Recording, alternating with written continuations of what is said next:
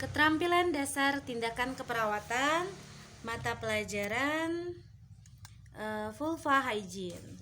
Kita tahu dulu ya, vulva hygiene itu apa?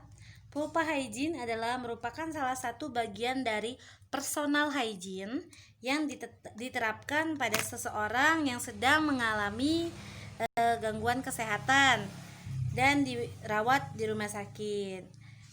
Vulva itu adalah alat kelamin perempuan yang terdapat di bagian depan. Jadi alat kelamin perempuan yang bawah, tapi di daerah yang di depannya saja. Itu vulva. Sedangkan hygiene, kamu tahu kalau hygiene itu adalah kebersihan. Jadi kita di sini akan menjaga kebersihan dari alat kelamin perempuan di bagian depan. Jadi, pengertian vulva hygiene adalah kegiatan membersihkan vulva dan daerah sekitar pada pasien wanita yang sedang masa nipas. Nih, apa sih masa nipas? Masa nipas itu adalah masa dimana sejak plasenta lahir dan berakhir ketika alat-alat kandungan kembali seperti keadaan semula sebelum dia hamil. Jadi masa nipas ini berlangsung kira-kira 6 minggu sampai dengan atau 42 hari. Itu masa nipas. Jadi di fase vulva hygiene ini ada yang namanya perawatan luka perineum. Apa sih perawatan luka perineum? Perawatan luka perineum adalah proses pemenuhan kebutuhan dasar manusia secara biologis, psikologis, sosial, dan spiritual dalam rentang sakit sampai dia sehat. Itu ya proses perawatan luka perineum. Jadi perineum itu adalah daerah antara kedua belah paha yang dibatasi oleh vulva dan anus. Jadi pada postpartum biasanya pasien-pasien yang habis melahirkan. Jadi postpartum adalah selang waktu antara kelahiran plasenta sampai dengan kembalinya organ genetik seperti sebelum dia hamil. Perawatan perineum adalah pemenuhan kebutuhan untuk menyehatkan daerah antara paha yang dibatasi vulva dan anus pada ibu yang dalam masa antara melahirkan plasenta sampai dengan kembalinya. Itu ya, perawatan luka perineum. Terus tujuan perawatan luka perineum apa? Yang pertama, kita harus menjaga agar perineum selalu bersih dan kering. Terus yang kedua, menghindari pemberian obat tradisional. Biasanya tuh kalau kita tinggal di daerah itu masih kental dengan yang namanya ditampal dengan daun, terus juga ditampal dengan pokok ramuan-ramuan. Itu tujuan perawatannya tadi, menghindari pemberian obat tradisional. Terus yang ketiga, menghindari pemakaian air panas untuk berendam. Terus yang keempat, mencuci luka perineum dengan air dan sabun 3 atau 4 kali sehari. Itu tujuan perawatan lukanya. Setelah itu ada lingkup perawatan perineum. Apa sih lingkup perawatan perineum? Lingkup perawatan perineum ditunjukkan untuk mencegah infeksi dari organ-organ reproduksi. Jadi biar tidak terjadinya iritasi atau infeksi terhadap organ reproduksi wanita. Di sini lingkup perawatan perineum secara lebih khusus yaitu yang pertama, mencegah kontaminasi dari rektum. Tahu ya rektum apa? Rektum itu adalah anus. Terus yang B, menangani dengan lembut pada jaringan yang terkena trauma.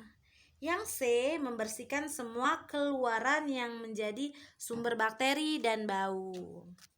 Itu ruang lingkup keperawatannya. Terus bentuk luka perineum. Apa sih bentuk-bentuk luka perineum. Bentuk luka perineum itu ada dua macam. Yang pertama ada ruptur. Ruptur adalah luka pada perineum yang diakibatkan oleh rusaknya jaringan secara alamiah karena proses desakan kepala janin atau bahu pada proses melahirkan persalinan. Jadi bentuk ruptur ini biasanya tidak teratur sehingga jaringan yang robek itu sulit dilakukan penjahitan. Biasanya kan pasien-pasien yang dengan kepala bayi yang besar atau susah mengedan itu biasanya terjadi luka yang tidak mengalami episiotomi. Jadi itu luka yang memang disebabkan oleh benturan atau jalur si kepala bayi atau si bahu bayi saat proses persalinan terjadi. Terus bentuk lukanya itu tidak beraturan karena kita kan tidak tahu bagaimana bayi itu pengen keluar gitu kan. Jadi bisa lukanya tidak beratur. Dari situlah dia susah untuk dalam melakukan penjahitan. Beda lagi dengan episiotomi. Kalau episiotomi itu adalah irisan benda pada perineum untuk memperbesar muara vagina yang dilakukan tepat sebelum keluarnya bayi.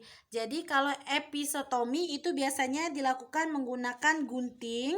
Jadi dia digunting agar muara vagina itu lebih besar dan kepala bayi bisa keluar dengan mudah gitu, keluar bayi dengan mudah. Itu ya, beda luka-lukanya.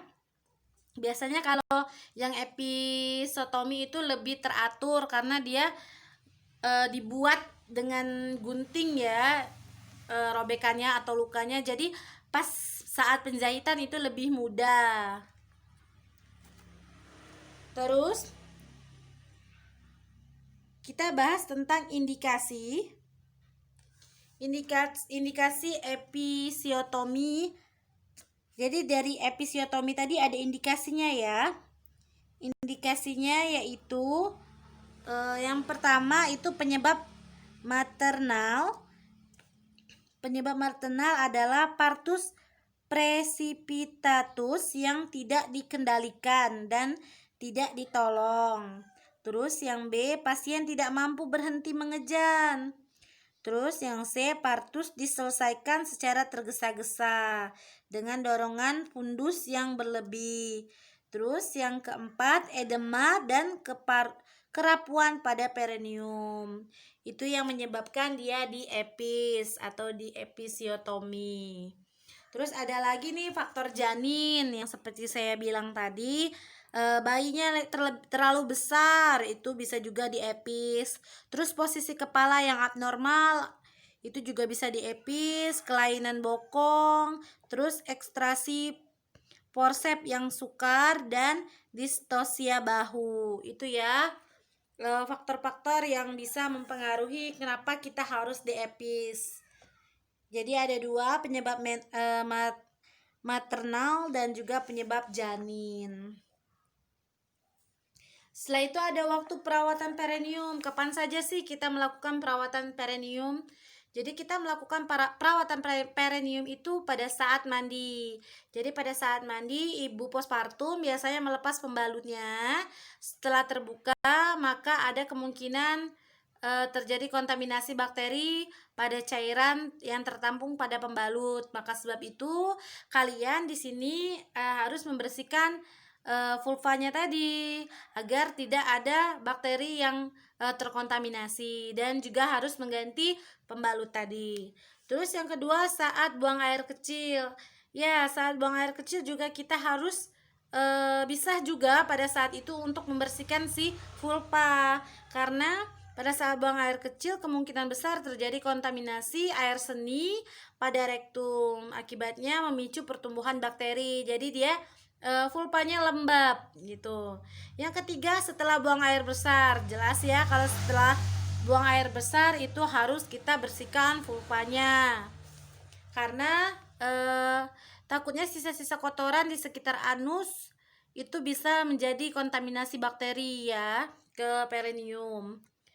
Terus juga ada faktor-faktor yang mempengaruhi penyembuhan luka.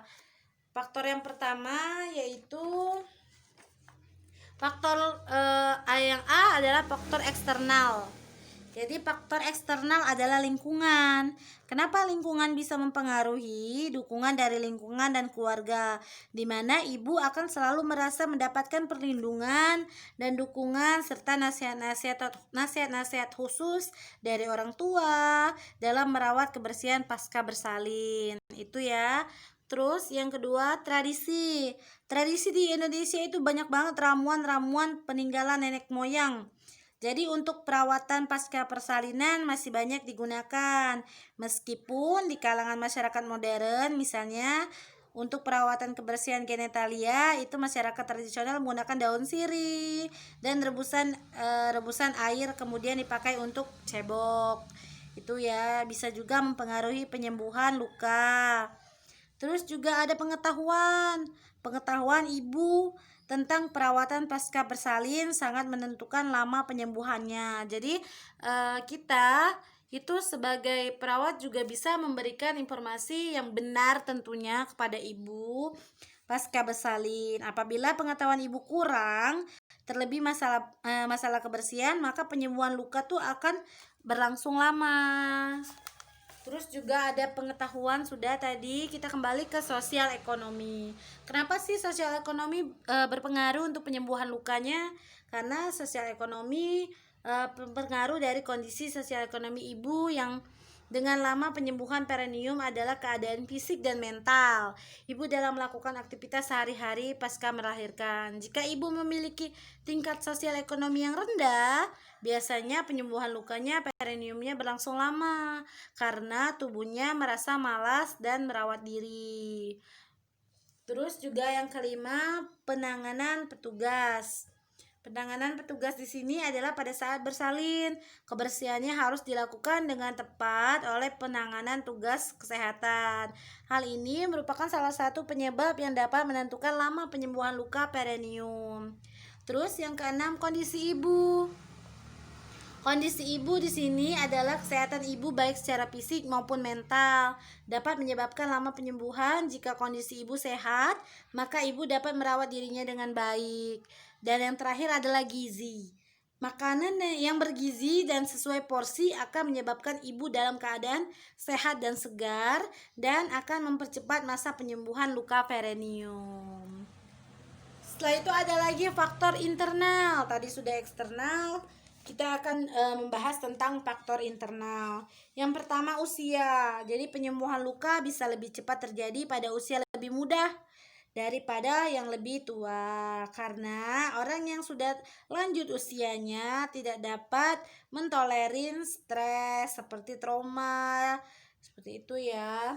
Terus yang kedua, penanganan jaringan. Penanganan jaringan yang kasar menyebabkan cedera dan memperlambat penyembuhan.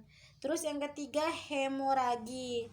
Akumulasi darah menciptakan ruang rugi, juga sel-sel mati yang harus disingkirkan. Area menjadi pertumbuhan untuk infeksi. Terus yang keempat itu adalah hipovolemia. Volume darah yang tidak mencukupi mencegah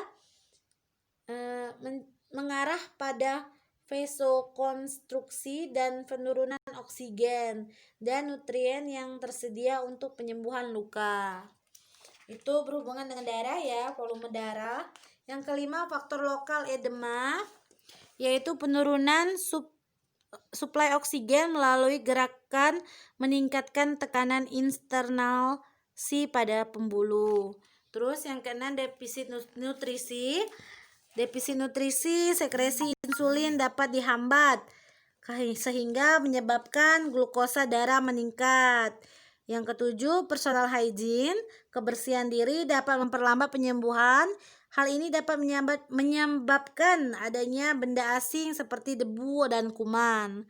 Terus yang 8, defisi oksigen. Yang ke-9, overaktivitas, memperhambat perapatan luka kalau dia terlalu banyak beraktivitas. Itu tadi faktor eksternalnya. Terus ada penerapan vulva hygiene. Penerapan vulva hygiene yaitu seseorang perawat harus bisa melayani pasien dengan baik, juga bisa melaksanakan vulva hygiene. Dalam vulva hygiene diusahakan yang melakukan perawatannya sesama jenis kelamin ya. Jadi harus perempuan yang melakukannya ini. Karena privasi klien itu dijaga ya. Biasanya dia tidak mau dibersihkan atau kurang nggak enak ya, kurang sopan mungkin kalau yang membersihkan personal hygiene-nya pulpanya itu laki-laki. Jadi biasanya yang membersihkannya itu sesama jenis, yaitu perempuan. Biasanya kalau peran perawat laki-laki di sini adalah bisa sebagai sumber ilmu, jadi bisa mengedukasi si ibu, gak harus untuk membersihkan vulva hygiene-nya. Terus tujuannya adalah yang pertama mencegah terjadinya infeksi, terus mempertahankan kebersihan daerah vulva, terus mengeluarkan sekresi atau lochia vaginal discharge, pengeluaran sekresi perineal, terus untuk mengarahkan dan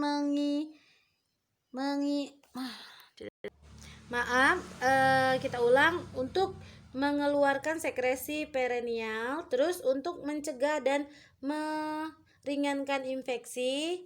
Terus yang kelima untuk membersihkan vagina dan daerah sekitar parietal. Yang keenam memberikan rasa nyaman. Itu tujuannya kita membersihkan vulvanya atau vulva hygiene. Terus ada persiapan alat yang harus kalian siapkan sebelum kalian melakukan vulva hygiene. Di sana ada bag instrumen steril berisi lidik water, handscoon, tinggal dibaca aja ya. Itu alat-alat dan bahan yang harus kalian siapkan sebelum kalian melakukan vulva hygiene. Terus ini juga masih alat-alatnya. Terus indikasinya indikasi di sini dikhususkan pada daerah genitalia yang terkena edema. Terus ibu postpartum, pasien yang mengalami luka pada vulva sebelum pemasangan kateter, biasanya juga dilakukan vulva hygiene. Terus sebelum pengambilan spesimen urin juga perlu dibersihkan dulu vulva hygiene-nya. Terus pasien yang memakai kateter tetap, itu ya indikasi harus kalian lakukan vulva hygiene. Kontraindikasinya apa? Kontraindikasinya adalah berikan perhatian pada wanita yang mengalami menstruasi, terus pasien yang hernia. Terus ada prosedur tindakan. Biasanya kita melakukan tindakan itu ada 3 tahap ya. Yang pertama tahap orientasi, yaitu perkenalan, menjelaskan, dan menanyakan persetujuan. Terus ada tahap kerja, kalian melakukan tindakannya dengan benar dan tetap dengan komunikasi. Karena ada pasien yang kurang nyaman jikalau kalian membersihkan vulva hygiene-nya. Terus yang terakhir itu ada yang namanya tahap terminasi. Tahap terminasi yaitu mengevaluasi biasanya, terus berpamitan, membereskan alat cuci tangan, dan mencatat semuanya di catatan keperawatan atau bisa kalian sebut dengan asuhan keperawatan kalian. Yang terakhir ini cara ibu hamil melakukan vulva hygiene sendiri. Jadi ini yang harus kalian beritahukan atau informasikan kepada ibu yang habis melahirkan bagaimana cara melakukan vulva hygiene sendiri. Jadi saat kalian melakukan vulva hygiene juga kalian boleh menjelaskan ke ibu, biar pada saat dia pulang atau pulang dari rumah sakit itu tetap dilakukan vulva hygiene-nya dengan mandiri. Bagaimana? Yang pertama, anjurkan kebersihan seluruh tubuh terutama perineum. Jadi suruh ibunya mandi walaupun lagi nggak tidur, habis bergadang, tetap diusahakan untuk mandi. Terus juga mengajarkan ibu bagaimana membersihkan daerah kelamin dengan sabun dan air. Pastikan bahwa ibu mengerti untuk membersihkan daerah sekitar vulva terlebih dahulu. Terus dari depan ke belakang. Kemudian membersihkan daerah anus untuk membersihkan vulva setiap hari. Selesai buang air kecil atau buang air besar. Setelah itu, sarankan ibu untuk mengganti pembalut atau kain pembalut setidaknya diganti 2 kali sehari. Dan kain pembalut tadi boleh digunakan lagi asal dengan sudah dicuci dengan bersih dan dikeringkan di bawah sinar matahari. Bila perlu kita setrika. Setelah itu, sarankan ibu untuk mencuci tangan dengan sabun sebelum dan sesudah membersihkan daerah kelaminnya. Terus jika ibu mempunyai luka epis, tolong bilang sama ibunya hindari untuk menyentuh daerah luka epis. Takutnya nanti akan terjadi infeksi kalau tangan si ibu itu kotor. Sekian dulu pembahasan kita tentang vulva hygiene. Insya Allah kita akan ketemu dengan saat praktek ya. Nanti akan dibuat jadwalnya sesuai dengan kelompok yang sudah kalian tentukan. Terima kasih. Wassalamualaikum warahmatullahi wabarakatuh.